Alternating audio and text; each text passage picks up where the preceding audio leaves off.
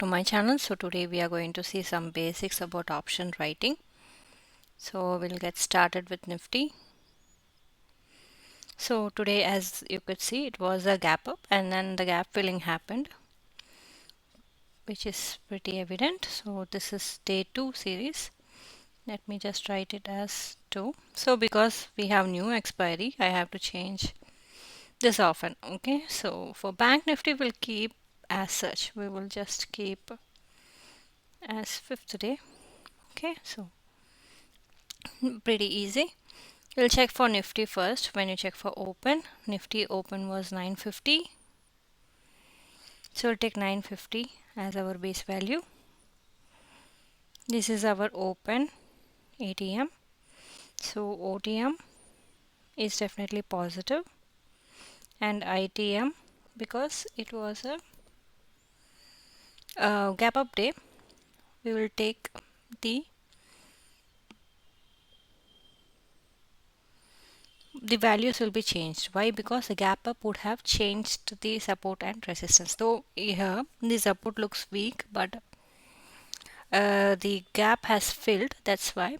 See, it's a positive decay because of the gap up situation. Otherwise, it would be a normal weak support and a strong resistance. So this is a negative decay. Okay. Now let's take one strike and try to do our example. So I'm taking 400 here because that is easy. Decay is positive 10, one lot. So I'm calculating for PNL. 400 strike. Lot size is 75. So totally for that 750 plus tax and brokerage is the positive trade. Okay, so you could see here gap up actually changes the scenario. Okay, so it was same price action for Nifty as well as Bank Nifty. Okay, so gap up is the key point here. Okay, we'll quickly move on to the next expiry and see what has happened. So you could see similar pattern. We'll go to Bank Nifty.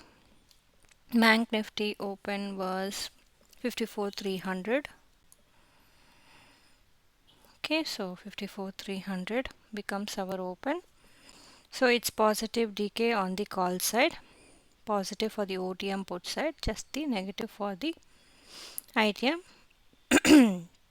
That too because of the weak support here, it is negative. Okay, now we'll go and find out for premium. So the same way you can check for Finnifty and Midcap Nifty as well.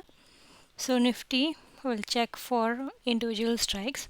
I'm taking 950 first, 24 950 on both the sides, and then you could see till 10.5 it was sideways, or it was seller's profitable zone, but then after 10.5 it just went to the buyer's side because gap up normally changes the situation. Also the fall was very sharp for Nifty. Okay, now I'll take an OTM.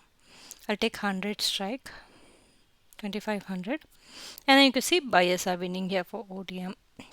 Let me take 800 strike, and then here sellers are winning for ITM. Okay, now we'll go and check for Bank Nifty. Bank Nifty open was 54,300.